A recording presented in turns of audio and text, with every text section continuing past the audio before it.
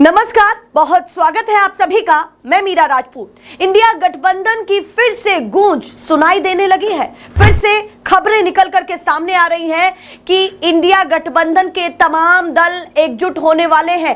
6 जून को दिल्ली में बैठक है और ये बैठक क्यों रखी गई है? ये बैठक उस चेहरे की अपील के बाद रखी गई है जिस चेहरे को अक्सर इंडिया गठबंधन की बैठक से थोड़ा दूर जो है विद्रोही तेवर और थोड़ी दूरी बनाते हुए देखते थे, जो कांग्रेस से खास करके दूरी बनाती थी। कौन? ममता बनर्जी। ममता बनर्जी बंगाल के चुनाव के नतीजों के बाद अब फिर से जो है अपील कर रही है कि विपक्ष को एकजुट होना पड़ेगा, रणनीति बनानी पड़ेगी और फिर से हमको इस पर पुनर्विचार करना पड़ेगा कि जो मतदान की सूची है कहां पर हेरफेर हुआ है या क्या हुआ है। फिर से वो वही सवाल उठा रही है। ये ममता बनर्जी इसलिए महत्वपूर्ण हो जाती है इंडिया गठबंधन की बैठक के लिए क्योंकि यही वो चेहरा थी जो हर बार जब भी बैठक होती थी तो चर्चा ये होती थी, खबरें ये चलती थी, टीवी चैनल हो, प्रिंट मीडिया हो, सोशल मीडिया हो, हर जगह ये खबर चलती थी कि ममता बनर्जी आएंगी या नहीं। आज की बैठक में ममता बनर्जी इंडिया गठबंधन की बैठक में शामिल होंगी या नहीं, क्योंकि वो कांग्रेस से दूरी बनाती थी, वो कांग्रेस के इर्द गिर्द नहीं घूमना चाहती थी। पर अब जिस तरह से नतीजे निकल करके सामने आए हैं, शायद टीएमसी और टीएमसी की सुप्रीमो ममता बनर्जी ये सोच रही हैं कि कहीं तो हमसे चूक हुई है, कहीं तो लूप होल हुआ है। जिस तरह से हम बिखर गए, एकजुट नहीं हो पाए, कहीं ना कहीं फायदा तो कोई दूसरा ले गया, क्योंकि दोनों ही पार्टियां बीजेपी के विरोधी खेमे में है, बीजेपी के साथ नहीं है। पर जब एक मेज पर आते हैं तो साथ नहीं दिखाई देते, चाहते नहीं है कि दोनों का साथ में फोटो आए, दोनों की साथ में तस्वीर आए। सोचते हैं कि कम से कम 2 मीटर की दूरी पर तो बैठे, 3-4 नेता दाएं बाएं बैठे, उसके बाद हम बैठे। ये तस्वीरें दिखाई देती है जो हम एनालाइज कर पाते हैं या फिर सभी जो है राजनीतिक विश्लेषक ये देखते हैं। पर अब ममता बनर्जी ये चाहती है कि अब फिर से सभी विपक्षी दल इकट्ठे हों और ममता बनर्जी के कहने पर कांग्रेस ने तमाम दलों से बात की है, तमाम दलों को इकट्ठा कर रहे हैं और 6 जून को बड़ी बैठक होने जा रही है। तो क्या जब ममता बनर्जी और राहुल गांधी की तस्वीर एक साथ देखने के लिए मिलेगी, जो धुर विरोधी दिखाई देते हैं एक दूसरे के, जो खासा खुश नहीं रहते हैं, जो बंगाल में भी साथ नहीं लड़ पाए, अब वो जब एक साथ होंगे तब बीजेपी के लिए क्या बड़ी मुसीबतें होने वाली है। क्योंकि ममता बनर्जी ये कह रही है कि मेरे पास बहुत सारे सबूत हैं और अब राहुल गांधी इन्हीं सबूतों का वेट करते हैं। आपने इससे पहले देखा भी था कि किस तरह से वो अपने कांग्रेस के मंच से तमाम चीजों को एक्सपोज करते हैं, बताते हैं, चुनाव आयोग को घेरते हैं और कहते हैं कि अगर मेरी बातें गलत हैं तो सिद्ध करके दिखाइए।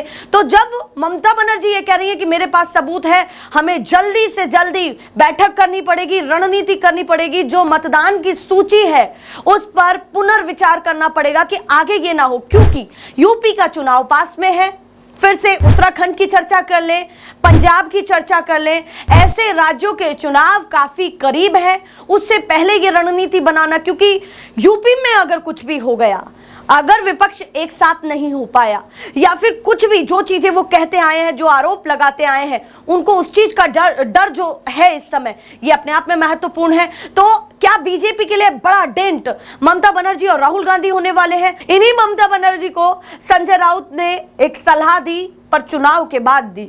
हालांकि थोड़ी देरी हो गई और हालांकि उन्होंने ये भी कहा कि कांग्रेस ने कोशिश की थी ममता बनर्जी से बात करने की, पर ममता बनर्जी कुछ खास खुश नहीं थी, क्योंकि उनके दिमाग में एक सेट था कि मुझे कांग्रेस के इर्द गिर्द नहीं घूमना है। और इसीलिए क्या हुआ, टीएमसी बनाम कांग्रेस और लेफ्ट हो गया और जो वोट थे, जो विपक्ष के खेमे में वोट जाने थे, वो डिवाइड हो गए और बीजेपी अच्छी खासी बढ़त के बाद सरकार बना ले गई बंगाल में, जहां पर दूर दूर तक नाम नहीं था कि बीजेपी इतनी सीटों के साथ, बहुमत के साथ अपनी सरकार बना लेगी। वहां पर ये तस्वीरें दिखाई दी और इसी को लेकर के संजय राउत ने चुनाव के परिणाम के बाद ममता बनर्जी को फिर से सलाह दी। क्या संजय राउत की बात सुनने के बाद ममता बनर्जी ने ये सब कुछ किया है? संजय राउत ने क्या कहा है? शिवसेना के लीडर संजय राउत ने, सुनिए जरा। राहुल गांधी बार बार बोल रही थी ममता दीदी का ये बहुत बड़ा अपराध है, राहुल गांधी की बात मानिए नहीं।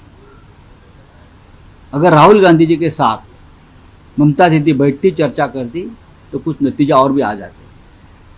राहुल गांधी ने जो जो कहा है वो सच हो गया है। तो देखा आपने संजय राउत क्या नसीहत दे रहे हैं कि अगर ये चर्चा, ये बातें, ये सुझाव ममता बनर्जी पहले मान लेती राहुल गांधी के, तो ये देखने के लिए ना मिलता। उन्होंने ये भी कहा है कि दूरदर्शी नेता है राहुल गांधी, जो कहते हैं वो काफी हद तक सच होता हुआ दिखाई देता है, और वही हुआ, ये वो कह रहे हैं संजय राउत। यहां पर बहुत सारी बातें संजय राउत को लेकर के भी हुई कि आपने तो बातें मानी, आपके लिए कितना हो गया, पर यहां पर वो ममता बनर्जी को जरूर सलाह दे रहे हैं कि अगर आप दोनों एक साथ चलते तो ये नहीं होता, क्योंकि लेफ्ट के भी वोट बटे हैं, केवल टीएमसी कांग्रेस नहीं, वहां पर बंगाल में लेफ्ट के भी वोट जो है बटे हैं। तो अपने आप में महत्वपूर्ण हो जाता है कि आगे की रणनीति क्या कुछ बनाने वाला है इंडिया गठबंधन, क्योंकि अब फिर से ममता बनर्जी को वहीं लौटना पड़ा है जिसके इर्द गिर्द नहीं घूमना चाहती थी, क्योंकि ममता बनर्जी चाहती थी कि कांग्रेस के नेतृत्व में कुछ ना हो, और कांग्रेस भी ये चाहती थी कि हमारा राष्ट्रीय मुद्दा है तो केंद्रीय भूमिका हमारी हो, और जरूर हो। वो केंद्रीय भूमिका में बना रहना चाहते हैं, क्योंकि जिस तरह से कांग्रेस एक भारत की बड़ी पार्टी है, तो वो नहीं चाहेगी कि उनकी छाप कमजोर हो, और ममता बनर्जी जिस तरह से एग्रेसिव दिख रही थी, तो ये अपने आप में महत्वपूर्ण हो जाता है। तो बड़ा कोइंसिडेंस है कि जिस तरह से तस्वीरें अभी तक ये निकल करके आती थी कि दोनों दूर दूर, अब देखने में कितनी दिलचस्पी भरी वो तस्वीरें होंगी कि जब दोनों पास बैठे होंगे, या अभी भी दूरियां होंगी, बातचीत तो होगी पर तस्वीर एक साथ नहीं दिखाई देगी। क्या होगा ये नहीं पता है, पर यह तय है कि राहुल के नेतृत्व को अब तमाम नेता स्वीकार कर रहे हैं। ममता बनर्जी भी मान रही हैं कि कहीं ना कहीं जो बातें इंडिया गठबंधन में कही गई थी वो सत्य होती दिखाई दी है, क्योंकि सबसे ज्यादा विरोध अगर मतदान की प्रक्रिया का किसी ने किया तो हम सभी जानते हैं राहुल गांधी हैं वो चेहरा, जिन्होंने बार बार हर बार बड़ी बड़ी फाइलें उठा करके, कॉपीज उठा करके, चिट्ठा खोल करके और दिखा करके कि किस तरह से जो है ये देखिए कितनी कितनी बार मतदान हुआ है, ये हुआ है, हमने हार्ड कॉपीज उठाई हैं, हार्ड कॉपीज से अपने पूरे विंग को जो है ये दिया है कि डेटा कलेक्ट करिए। तो ये तमाम चीजें देखी गई, और अब ममता बनर्जी वही सुर अलाप भी रही है। यहाँ पर बहुत महत्वपूर्ण हो जाता है, क्योंकि ममता बनर्जी का अब स्टैंड देखना बहुत ज्यादा दिलचस्प भरा है। मीडिया कर्मी भी वही देखना चाहते हैं कि अब वो कितना राहुल को एक्सेप्ट करेंगी, क्योंकि एक और महत्वपूर्ण चीज कि राहुल और अखिलेश के जो संबंध है और जो ममता बनर्जी और केजरीवाल के संबंध है, ऐसी तस्वीरें, ऐसी राजनीतिक केमिस्ट्री राहुल और ममता में कभी नहीं दिखाई दी है। और अगर ऐसा होगा तो ये अपने आप में कितनी बड़ी बात है, क्योंकि 5 साल के लिए बंगाल का चुनाव जा चुका है। अब कोई बहुत ज्यादा लोभ लालच भी ममता बनर्जी का है नहीं। वो चाहती तो थोड़े समय बाद भी जो है फिर से इंडिया गठबंधन को ज्वाइन कर सकती थी, और भूमिका ये भी बनाती कि भाई मुझे इंडिया गठबंधन की कुछ खास जरूरत नहीं है, चुनाव तो हार ही गई हूं।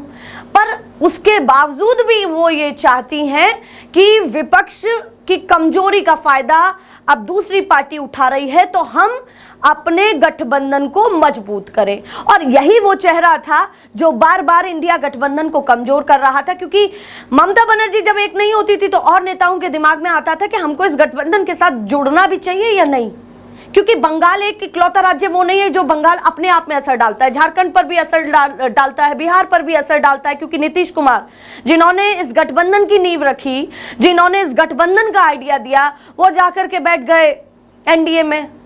अब वो कहाँ है वो भी देखिए, एनडीए से भी बाहर ही हैं।